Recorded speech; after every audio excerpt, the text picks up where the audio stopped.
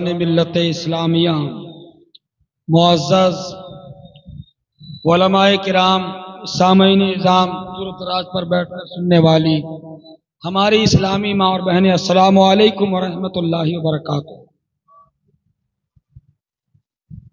نحمدہ نصلی ونسلم علی رسولہ الکریم، اما بعد فاعوذ باللہ من الشیطان الرجیم ببرکت بسم اللہ الرحمن الرحیم۔ قال اللہ تبارک و تعالی فی القرآن المجید والفرقان الحمید، یوم ندعو کل اناس بامامہم۔ صدق اللہ المولانا العظیم وصدق رسولہ النبی الکریم، ونحن علی ذالک لمن الشاہدین والشاکرین والمطمئنین والاشرفین والحمد للہ رب العالمین۔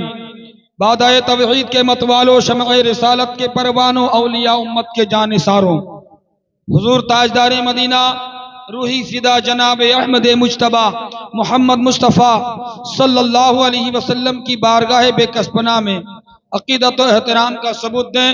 بآواز بلند درود پاک پڑھیں، اللہم صلی وسلم علی سیدنا، زور سے آواز، زور آواز سے پڑھیں میرے ساتھ، اللہم صلی وسلم علی سیدنا شفیعنا حبیبنا مولانا ملجانا محمد بارک وسلم۔ صلو علیہ الصلاۃ والسلام علیکہ یا رسول اللہ صلی اللہ تعالی علیہ وسلم۔ نہ مسجد میں نہ بیت اللہ کی دیواروں کے سائے میں، نہ مسجد میں نہ بیت اللہ کی دیواروں کے سائے میں نماز عشق ادا ہوتی ہے تلواروں کے سائے میں۔ نماز عشق ادا ہوتی ہے تلواروں کے سائے میں۔ دست و دست دریا بھی نہ چھوڑے ہم نے، بحر ظلمات میں دوڑا دیے گھوڑے ہم نے، بحر ظلمات میں دوڑا دیے گھوڑے ہم نے۔ حضرات محترم، اور ایک مرتبہ جی لگا کر نبی اور آل نبی پر درود پاک پڑھنے، اللہم صلی وسلم علی سیدنا مولانا محمد وعلی آل سیدنا مولانا محمد بارک وسلم۔ صلو علیہ الصلاۃ والسلام علیکہ یا رسول اللہ صلی اللہ علیہ وسلم۔ قرآن پاک میں رب تبارک و تعالیٰ نے ارشاد فرمایا، یوم ندعو کل اناس بامامہم، کل حشر کے میدان میں لوگوں کو ان کے اماموں کے ساتھ اٹھایا جائے گا۔ کل حشر کے میدان میں لوگوں کو ان کے اماموں کے ساتھ اٹھایا جائے گا۔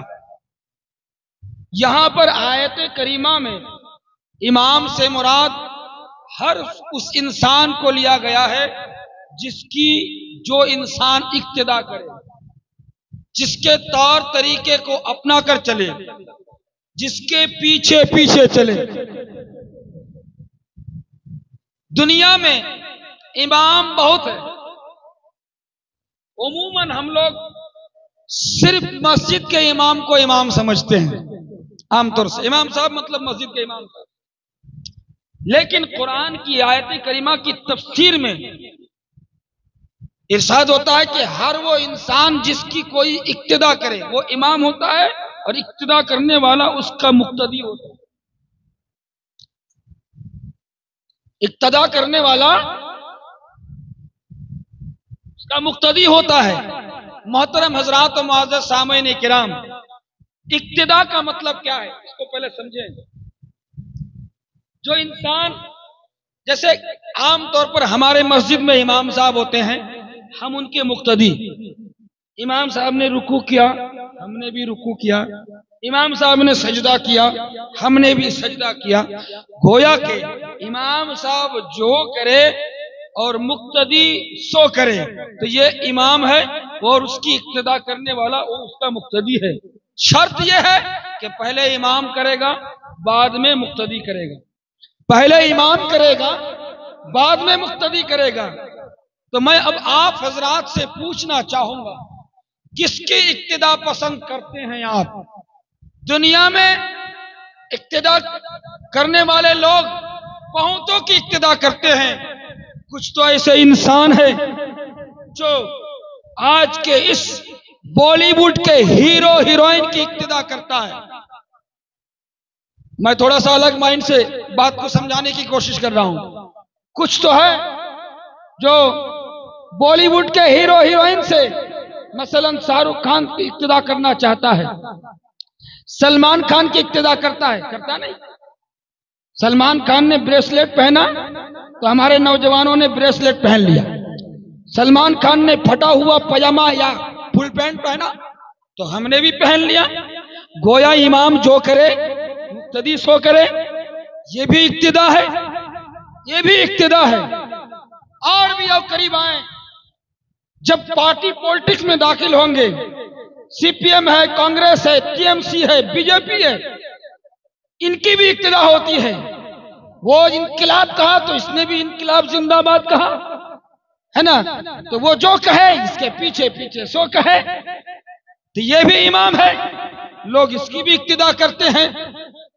مسلمانوں چلتے چلاتے آئیں، گاؤں میں محلے میں ماڈل کی اقتدا کرتے ہیں، اور چلتے چلاتے آئیں مسجد میں امام کی اقتدا کرتے ہیں. چلتے چلاتے آئیں پیر کے مرید بن کر پیر کی اقتدا کرتے ہیں. محترم حضرات و معزز سامعین کرام، اب میں آپ لوگوں سے پوچھنا چاہوں گا، آپ کس کی اقتدا کریں گے؟ کیونکہ قرآن نے فیصلہ کر دیا، جو لوگ جس کی اقتدا کرے گا اس کو اس کے امام کے ساتھ کل حشر میں اٹھایا جائے گا. اگر کسی کا امام سلمان خان، شاہ رخ خان ہے تو اس کے ساتھ اس کو حشر میں اٹھایا جائے گا. اب دیکھنا یہ ہے کہ امام صاحب جا کہاں رہے ہیں، مقتدی بھی وہی جائیں گے. اگر آپ کا وہ امام جہنم میں جا رہا ہے تو مقتدی بھی جہنم میں، مقتدی بھی جہنم میں. تو آپ کس کی اقتدا پسند کریں گے؟ کس کی اقتدا؟ تو آپ کا کوئی جواب نہیں، تو میں جواب دیتا ہوں. قرآن میں جب کہا لوگوں کو ان کے اماموں کے ساتھ اٹھایا جائے گا، تو کیوں نہ ایسا امام چن لیا جائے جس کو جنتی نوجوانوں کا سردار کہا گیا ہے. کیوں نہ ایسا امام کو اپنا لیا جائے جس کو پیارے نبی نے جنتی نوجوانوں کا سردار کہا ہے. کہ مسلمانوں آج تم شہادت کی اقتدا کرو گے، کوئی گارنٹی نہیں ہے یہ تمہیں جنت لے جائے گا کہ نہیں.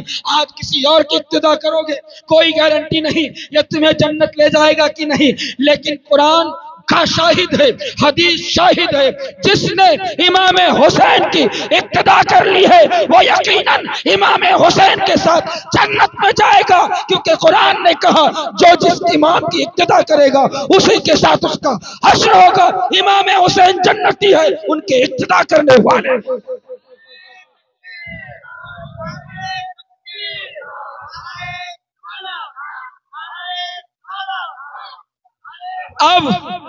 اب آئیے، نعرہ تو آپ نے لگا دیا، بڑی اچھی لگی بات نا، لیکن آپ نے اقتدا کی ہے، کس کی اقتدا کی؟ اقتدا کیا ہے آپ نے. میں نے پہلے ہی کہا تھا امام صاحب نماز پڑھا رہے ہیں، نیت کی میں نے 2 رکعت نماز فجر کی جو فرض ہے اللہ تعالیٰ کے لیے، منہ میرا کعبہ شریف کی طرف اللہ اکبر. امام صاحب نے نیت باندھی، آپ نے امام صاحبی کی طرح اللہ اکبر کہہ کے نیت باندھا. ابھی تب تک کھڑے ہیں جب تک امام رکوع میں نہیں جا رہے ہیں، جب تک امام رکوع میں نہیں جا رہے ہیں تب تک کھڑے ہیں. جب امام صاحب رکوع گئے آپ بھی رکوع گئے، امام صاحب نے سجدہ کیا آپ نے سجدہ کیا. گویا کہ امام پہلے کرے گا آپ کریں گے تو یہ آپ کی نماز مکمل ہوئی. لیکن تھوڑا اس سے ہٹ کر آئیں، آپ نماز پڑھ رہے تھے امام صاحب کے پیچھے، امام صاحب نے تکبیر تحریمہ باندھا آپ رکوع کو چلے گئے، امام صاحب نے تکبیر تحریمہ باندھا آپ سجدے کو چلے گئے. آپ کی نماز ہوگی؟ آپ کی اقتدا صحیح ہوگی؟ چلو اس کو بھی چھوڑ دو. امام صاحب نماز پڑھ رہے تھے، اللہ اکبر کہہ کے سورہ فاتحہ کی تلاوت کر رہے تھے، اور آپ نے امام صاحب کی اقتدا میں مائک بجانا شروع کر دیا، بینجو بجانا شروع کر دیا، گانا سننا شروع کر دیا. آپ کی اقتدا ہوگی؟ آپ کی نماز ہوگی؟ آپ مقتدی ہیں، آپ کی نماز باطل. کیونکہ امام جو کر رہا ہے خاموشی کے ساتھ آپ کو وہی کرنا ہے، تب آپ کی نماز صحیح ہوگی، آپ کی اقتدا صحیح ہوگی. بلا تمثیل کربلا میں اگر آپ حسین کو اپنا امام بنانا چاہتے ہیں تو جس طرح کی امامت امام حسین نے کی ہے ان کی اقتداء میں چپ چاپ اسی طریقے سے زندگی گزارو۔ اگر چاہتے ہو کہ کل حشر میں اسی امام کے ساتھ ہمارا حشر ہو تو جس طرح امامت امام حسین نے کی ہے اس طرح اقتداء امام حسین کی اقتداء میں اسی طرح امام حسین کی اقتداء کرو۔ لیکن یہ کیا حال ہے مسلمانوں، امام حسین صبر کا پیکر بن کر امامت کر رہے ہیں۔ صبر ایک عبادت ہے، صبر کا امام بن کر کھڑے ہیں۔ توکل عبادت ہے، توکل کا امام بن کر کھڑے ہیں۔ نماز عبادت ہے، نماز کا امام بن کر کھڑے ہیں۔ شریعت پہ چلنا عبادت ہے، شریعت پہ چلنے والے کا امام بن کر کھڑے ہیں۔ تب امام حسین امام بن کر کھڑے ہیں، سارا معاملہ سیٹ ہے، امام تیار ہیں، امام کھڑے ہیں، مقتدی کی حاجت ہے۔ مقتدی جو اس کے ساتھ لنک کر دے وہ جنتی نوجوانوں کے ساتھ وہ کل حشر میں اٹھایا جائے، لیکن شرط ہے تم پہلے جڑ جاؤ امام حسین کے ساتھ۔ جس طرح امام حسین کربلا میں کھڑے ہو کر صبر کا پیغام دے رہے تھے، تم بھی آج کے دن امام حسین کی آواز پہ لبیک کہہ کے صبر کا پیغام دو۔ یہ اقتداء ہے، جب اسی اقتداء میں تمہاری نماز ہوگی تو یہ عشقیہ نماز ہوگی جس کے بارے میں شاعر نے کہا، نہ مسجد میں نہ بیت اللہ کی دیواروں کے سائے میں نماز عشق ادا ہوتی ہے، تلواروں کے سائے نماز عشق ادا ہوتی ہے تلواروں کے سائے میں۔ لیکن ہمارا تو دوہرا تماشا ہے، ادھر امام صبر کا پیکر بن کر کھڑے ہیں، ادھر مقتدی ڈھول لے کر نکلے ہیں۔ ادھر امام توکل کا درس دے رہے ہیں، ادھر مقتدی نفس پرستی کے اندر ڈوبا ہوا ہے۔ ادھر امام اپنے خیمے والے کو یہ پیغام دے رہے ہیں، زینب میں دنیا سے چلا جاؤں لیکن پردے کا دامن نہ چھوڑنا، کبھی رسول کے گھرانے پر عزت اور ناموس کو آنچ نہیں آنے دینا۔ یہ امام حسین پیغام دے رہے ہیں، اور حقیقت میں اس پیغام کو زندہ بھی رکھا حضرت سیدہ زینب نے۔ وہاں پر یہ پیغام کی عبادت امام بن کر امام حسین کھڑے ہیں، اور آج ہماری ماں اور بہنیں بے پردہ نکال کر اس امام کی اقتداء نہیں بلکہ اس امام کے خلاف کام کر رہے ہیں۔ ہرگز آپ جنت جانے والے نہیں ہیں، جنت جانے والے نہیں ہیں۔ آپ اپنے نفس کی نہ سنیں، لوگ اپنے نفس کو امام بنا بیٹھا ہے، اپنی چاہت کو۔ میرا دل جدھر چاہے ہم ادھر جاتے ہیں، میرا دل شراب پینے کو چاہے شراب پیتے ہیں، میرا دل جوا کھیلنے کو چاہے جوا کھیلتے ہیں، میرا نفس زنا کرنے کو چاہے زنا کرتے ہیں، میرا نفس چوری کرنے کو چاہے چوری کرتے ہیں۔ گویا کہ ہم انسان ہیں، نفس میرا امام ہے۔ اب یہ نفس کو جب اللہ جہنم میں ڈالے گا، آپ بھی جہنم میں جاؤ گے۔ مسلمانوں، یہ ڈھونگ رچانا چھوڑ دو۔ اگر امامت میں مقتدی اقتداء بن کر کے کھڑا ہونا ہے صحیح معنوں میں، تو جیسا امام حسین کربلا کے میدان میں کر رہے تھے ویسا تم کرو۔ آج اصغر کی قربانی کی ضرورت نہیں ہے، آج سکینہ کی قربانی کی ضرورت نہیں ہے، آج اکبر کی قربانی کی ضرورت نہیں ہے، کیونکہ امام جو ہوتا ہے نا مقتدی کے مقابلے میں تقوی اور پرہیزگار میں آگے ہوتا ہے نا۔ تو میرا امام یہ تقوی پرہیزگار میں سب سے آگے۔ آج تمہیں نہ علی اصغر کی قربانی کی ضرورت ہے، آج تمہیں نہ علی اکبر کی قربانی کی ضرورت ہے، بس ضرورت تو یہ ہے کہ کل امام حسین علی اکبر کی قربانی دے کر کے امامت کو سنبھالا تھا، آج اپنے بچے کو دین کے راہ میں لگا کر تم اقتداء کو سنبھال لو۔ اپنے بچے کو دین کے راہ میں لگاؤ، دین کے راہ میں لگاؤ۔ محترم حضرات و معزز سامعین کرام، امام حسین نے کربلا کے میدان میں سبوں کی قربانی پیش کر دی، سجاد زین العابدین کو بچایا کہ نہیں؟ کیوں بچایا؟ کیوں بچایا تھا؟ ڈاکٹر تھے اس لیے، انجینئر تھے اس لیے، بہت روپیہ پیسہ کمانے کا طریقہ جانتے تھے اس لیے نہیں، بلکہ بیٹے کو بچایا اس لیے کہ جو نانا جان کی شریعت کی حفاظت کے لیے آج ہم سب قربانی دے رہے ہیں نا، قربانی دینے کے بعد شریعت تو محفوظ ہو جائے گی، شریعت کی حفاظت تو ہو جائے گی، لیکن صرف حفاظت ہونا کافی نہیں نا، یہ شریعت کو پہنچانا بھی ضروری ہے، پہنچانا بھی ضروری ہے۔ اس واسطے حسین نے بیٹا بچایا، اس واسطے حسین نے بیٹا بچایا۔ سجاد زین العابدین شریعت کے حامی بن گئے، مددگار بن گئے، ناصر بن گئے۔ اب ایک شریعت مجسمہ جسم کے اوپر ایک شریعت آوی ہے۔ اب یزیدیوں نے خیمے میں آگ لگا دی، یزیدیوں نے خیمے میں آگ لگا دی، ساری ماں اور بہنیں خیمے سے باہر نکل گئی، اکیلے سجاد زین العابدین اس خیمے میں تڑپ رہے ہیں، ان کے اندر تاب و طاقت نہ تھی بخار سے اٹھ سکے، باہر نکل سکے، اسی لیے سجاد زین العابدین خیمے میں تڑپنے لگے۔ خیمہ جل کے جب گرنے لگا، اب حضرت سیدہ زینب جو اکیلے بلبوتے پر کھڑی ہوتی ہے اور حضرت سجاد زین العابدین کو گود میں اٹھاتی ہے۔ کیا دیکھا دنیا والوں نے کہ سجاد زین العابدین کو حضرت زینب نے گود میں اٹھایا۔ میں کہوں گا رے میاں، صرف زین العابدین کو نہیں، قیامت تک آنے والے جتنے اہل بیت رسول ہیں، حتیٰ کہ امام مہدی کو بھی حضرت زینب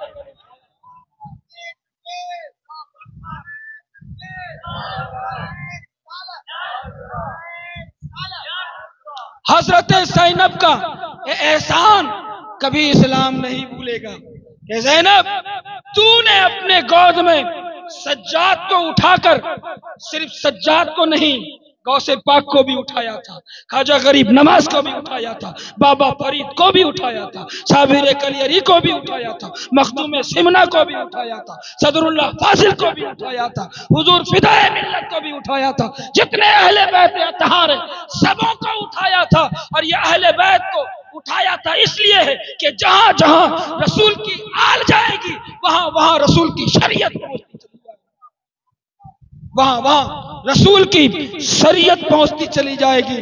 مسلمانوں، نبی کے نواسے امام حسین کو ہم امام کہتے ہیں، تو کہنا یہ ہے کہ اگر آپ امام کہتے ہیں تو امام، اگر مقتدی آپ ہیں تو امام کی اقتداء صحیح کریں، امام کی اقتداء صحیح کرے، ورنہ منہ سے یہ لفظ کو نکال دے امام مانا ہے تو حقیقت معنوں میں آپ امام ان کو مانے، ورنہ یہ آپ کے لیے مشکل درپیش آئے گا۔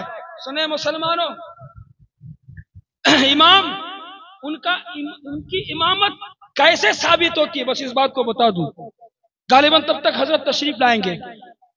امام شہید ہونے کے بعد، امام جب شہید ہوا نا تو امامت ختم، مان کے چلیں ابھی حافظ غلام حسین صاحب ہے نا مسجد میں، ابھی وہ شہید انتقال ہو گئے، تو اب کیا ہوا، ان کی امامت رہے گی؟ میں مذاق نہیں کر رہا ہوں، میں ایک مثال پیش کر رہا ہوں، مجھے کو لے لے، میں نوری مسجد کا امام ہوں، میں مر جاؤں تو کیا نوری مسجد والے میرے لاش کو سامنے رکھ کر میری امامت قبول کریں گے؟ نہیں، مر گیا امام، امامت ختم۔ تو امام حسین تو 1400 سال پہلے قتل کر دیے گئے، آج بھی ہم امام کیوں کہتے ہیں؟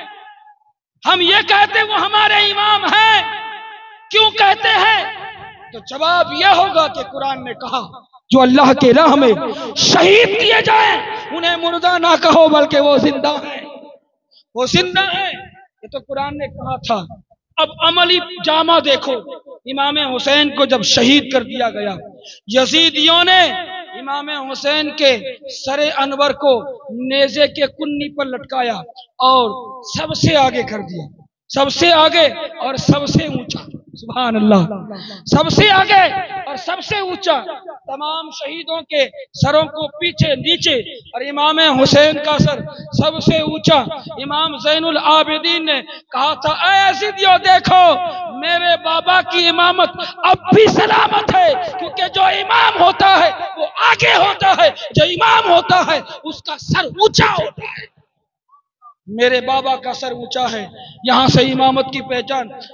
کوفیوں نے دیکھا تھا کہ جب امام حسین کے سر انور کو لے جایا جا رہا تھا تو بیچ میں ایک کلیسا گرتا ہے، یہودیوں کا یا عیسائیوں کا کلیسا، وہاں پر रसूल पाक के उस नवासे के सरे अनवर से आवाज आती थी, होंठ हिलते थे, कटा हुआ गला और होंठ हिल रहा है।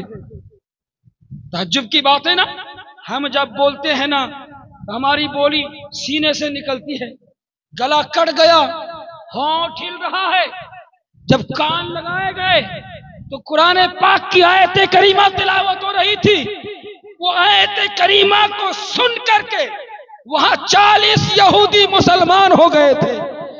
इमाम हुसैन का सर कट गया, लेकिन कटा हुआ सर ने वो तबलीग की कि 40 यहूदियों को मुसलमान बना।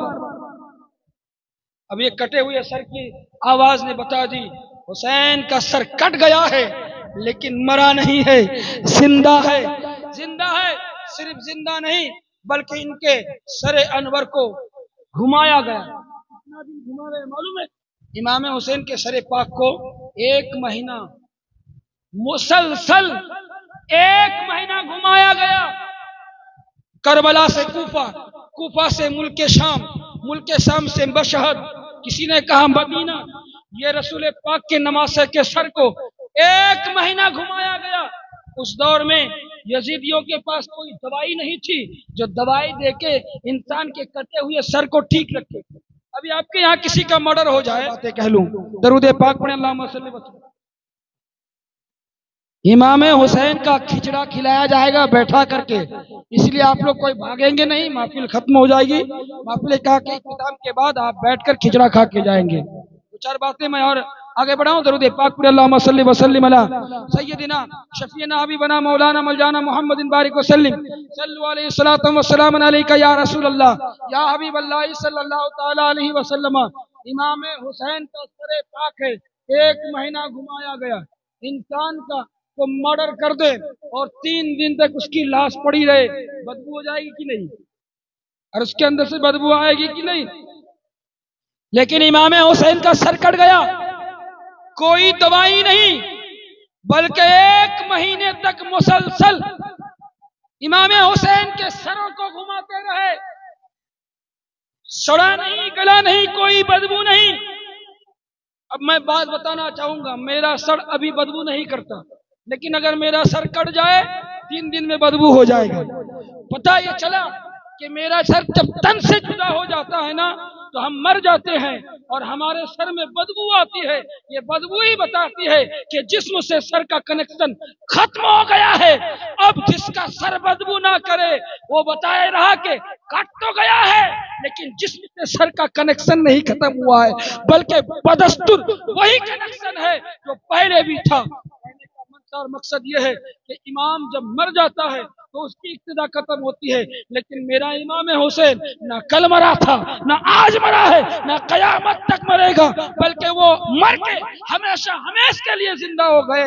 उनकी इमामत यानी अब कह लेना ये काफी होगा कि इमाम हुसैन करबला में सब्र का इमाम बनकर खड़े थे, अब भी इमामत उनकी कायम बदस्तूर है। इनके सबों ने देखा कि सब्र का इमाम बनकर खड़े हैं, सब्र की इबादत का सलाम उन्होंने नहीं फेरा था। तवक्कुल का इमाम बनकर खड़े हैं, तवक्कुल की इबादत का सलाम उन्होंने अभी फेरा ही नहीं था।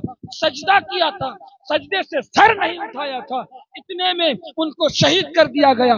गोया के जो इमाम सब्र की इमामत करते करते सलाम ना फेरे, अभी तक वो सब्र का इमाम बनकर खड़ा है। जो इमाम तवक्कुल की इबादत करते करते तवक्कुल का सलाम ना फेरे और शहीद हो जाए, वो तवक्कुल का इमाम अब भी इमामत में खड़ा है। अब चाहिए इंसानों को जो चाहता है कि हम सब्र के इमामों के पीछे सब्र वाली नमाज पढ़ ले, हम तवक्कुल के इमाम के पीछे तवक्कुल वाली नमाज पढ़ ले, तो जरूरी है इमाम हुसैन की इक्तिदा के लिए तैयार हो जाओ। अपने नफ्सानी ख्वाहिशात से मुंह मोड़ लो, अल्लाह और उसके जिक्र का वजू करके अपने दिल को पाक करके मुतवक्किलीन के इमाम के पीछे खड़े हो जाओ। तुम्हें ज्यादा घूमने की जरूरत नहीं, यहाँ उनके पीछे खड़े होगे वहां उनको तुमको जन्नत पहुंचा देगा। मोहतरम हजरात व मुअज़्ज़ज़ सामीन किराम, अल्लाह ने इरशाद फरमाया कुरान करीम में, यौम नदउ कुल्ला उनासिम बिइमामिहिम, तुम्हें तुम्हारे इमाम के साथ या उन लोगों को उनके इमाम के साथ उठाया जाएगा। अब देख ले कौन किसने किसकी इमामत संभाली है। مسلمانوں، کربلا کے میدان میں نہ امام حسین نہ ان کے کنبہ والوں نے ڈھول بجایا. کوئی ثابت کر دے، کوئی ثابت کر دے کہ امام زین العابدین نے ڈھول بجایا تھا. کوئی ثابت کر دے کہ امام زین العابدین کے بعد آنے والے موسیٰ کاظم، جعفر صادق اور تقی نقی جو ان کی اولادوں میں سے ہیں، ان لوگوں نے کبھی ڈھول بجایا ہو؟ نہیں بجایا. لیکن میں ثابت کر دوں گا کہ امام حسین کی شہادت کے بعد مسلسل 3 دن تک ڈھول تاشے کی صورت میں یزیدیوں نے جشن منایا تھا. اب دیکھو کس کی امامت میں تم نماز ادا کر رہے ہو، کس کی عبادت میں، امامت میں اپنی اقتدا کو پیش کر رہے ہو. ایک امام حسین اپنا لٹا ہوا قافلہ کے ساتھ خاموشی کے ساتھ روانہ تھا، اور ایک یزیدی ڈھول تاشے کے ساتھ آگے بڑھ رہے تھے. ہمارا محرم کیا ہوتا ہے؟ ہمارا محرم کیا ہوتا ہے؟ ہمارا محرم تو بغیر جھنجھنا کے ہوتا ہی نہیں. ہمارا محرم تو بغیر ڈھول تاشا کے ہوتا ہی نہیں. تو ڈھول تاشا کی ابتدا کس کی ابتدا ہے؟ یزید کی. تو پھر کیا ہو گیا مسلمانوں؟ جب تمہارے پاس پیران اعظام علماء کرام بار بار یہ آواز پہنچاتے ہیں تو پھر اب بھی تم کیوں نہیں مانتے؟ اب بھی تم یزید کی ابتدا کرنے کو تیار ہو. مطلب یہ ہے کہ شیطان تمہارے اندر چھپا ہوا ہے. تم اپنے اندر کے شیطان کو نکال نہیں سکتے. جس طرح وہ گوبرا کیڑا والا مسئلہ ہے نا، شہد کی مکھی سے گوبرا کیڑے والے کیڑے نے کہا کہ بہن تمہارے منہ میں جو رس ہے وہ اتنا میٹھا کیسے ہو جاتا ہے؟ تو بولے تم بھی پھولوں کا رس چوسو، تمہارے رس میں بھی مٹھاس ہوگا، تمہارے رس میں بھی خوشبو ہوگی. گوبرا کیڑے کے ساتھ مدھو مکھی نے کہا چلو ٹھیک ہے. گوبرا کیڑے اور مدھو مکھی نے دونوں نے جا کر کے باغوں سے پھولوں کا رس چوسا. اس نے گلاب کا چوسا تو اس نے بھی چوسا. تو دونوں کیڑے نے رس چوس کر اپنے چھتے میں آ کر کے انڈے لگا. لیکن گوبرا کیڑے کے منہ سے جو رس نکلا نا وہ بدبو تھا. بدبو تھا. شہد کے منہ سے جو رس، شہد کی مکھی سے جو رس نکلا وہ خوشبودار تھا. اب وہ کہتی بہن دیکھو ایک ہی پھول کا رس ہم نے بھی چوسا تم نے بھی چوسا، لیکن تمہارے منہ سے رس نکلنے کے بعد وہ خوشبودار، ہمارے منہ سے نکلنے کے بعد بدبودار کیوں؟ بولے کچھ تو بات ہے، پھولوں کے رس میں کوئی قصور نہیں، قصور تمہارے اندر ہے. ذرا منہ کھولنا. جیسے ہی گوبرا کیڑے نے منہ کھولا تو دیکھا اب بھی اس کے منہ کے اندر گوبر کا کچھ حصہ موجود ہے. بولے یہ جب تک تم صاف نہیں کرو گی تب تک تمہارے منہ میں خوشبو آ نہیں سکتی. سمجھ میں آ گیا؟ اے لوگو، اگر تم چاہتے ہو اچھا کیریکٹر کا انسان بننا، اگر تم چاہتے ہو امام حسین کی ابتدا میں نماز عشق ادا کرنا اور مکمل ہو، تو اس کے لیے ضروری ہے تمہارے اندر جو گوبر کی صورت میں شیطان چھپا ہوا ہے اس کو پہلے نکالو، پھر امام کے پیچھے نمازیں ادا کرو. دیکھنا تمہاری نظریں یہاں جھکے گی رب کی بارگاہ میں، کل حشر کے میدان میں تمہاری شکریہ اثر عام کر دی جائے گی. سامعین کرام، تو کافی یہ بہت ہی سہج اور بہت ہی آرام نہیں ہے، بلکہ اپنے اندر کے شیطان کو نکالنا ہوگا. نفس کو پاک کرنا سب سے بڑی بات ہے. آخر میں یہ بات کہہ دیں، امام حسین کربلا کے میدان میں 2 لڑائی لڑی تھی ایک ساتھ. امام حسین نے 2 لڑائی کی تھی، ایک لڑائی یزیدیوں سے اور ایک لڑائی اپنے نفس کے ساتھ. یہ امام حسین نے سکھایا ہے نبی کے امتوں کو کہ اپنے اندر کے شیطان سے بھی لڑنا سیکھو. امام حسین کا وہ واقعہ کہ کربلا میں لڑتے لڑتے لڑتے فرات تک پہنچ گئے. نعرہ تکبیر،